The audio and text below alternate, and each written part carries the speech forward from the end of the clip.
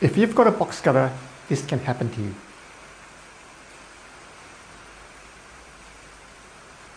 So why should you even have a box cutter? Well, sometimes you just can't help it. The design of your roof means that you've got a box cutter. And what you need to know are the do's and don'ts of box cutters so that you can minimize the amount of maintenance and repair work that you have to do, and also prevent a flood situation from happening. So there are a couple of scenarios. One, if you have a totally new build, then you got to make sure that the box cutter is designed in accordance with the code. And if it's done so, then you've got a good chance that the box cutters will work. It will need minimum maintenance and it won't need any repair work. The problem is not a lot of people know about the code, and a lot of the new builds that have box cutters in it just don't comply with the code. So what does the code say?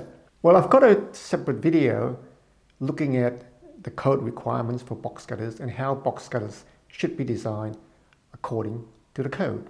But in this particular video, we'll just look at the do's and don'ts of box cutters. And if you have a brand new box cutter, design it to the code.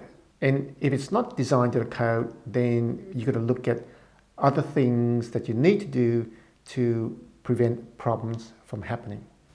The do's.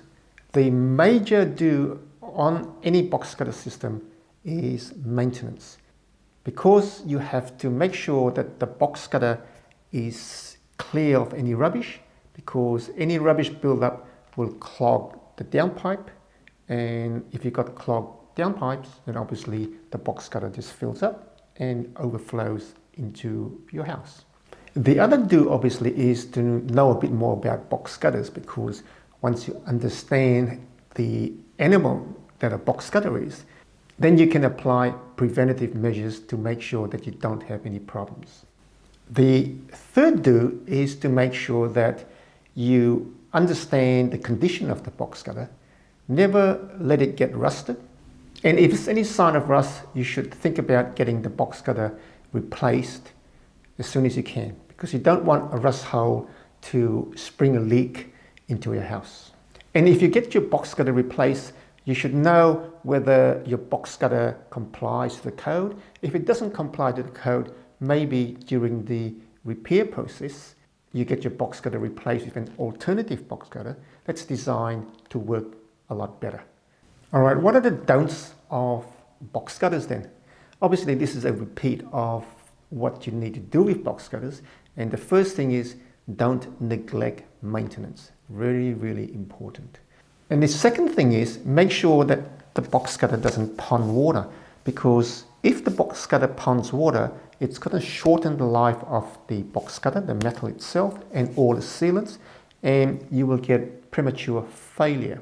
So no ponding, and if your box cutter ponds water, you got to go and get it repaired so that it flows out without any water ponding. The second don't is, don't have a box cutter that has no overflow facilities. Every box cutter needs to have a relief valve so that if something does happen, you will have somewhere for the excess water to go. And the overflow is designed to shoot water out of the perimeter of your house so that it goes outside your house and doesn't go into a house. So don't have box cutters that don't have overflows. Double negative. Now 3, you may say that don't have box cutters that don't have a sump.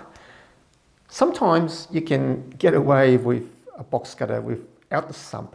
Sometimes I say to clients, if your box cutter's got no sump and it's been working for decades, then you can kind of feel safe.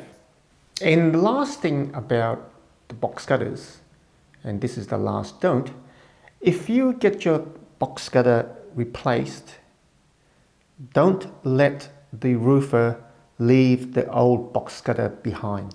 The worst thing you can do is put a new box cutter inside an old box cutter without removing the old box cutter.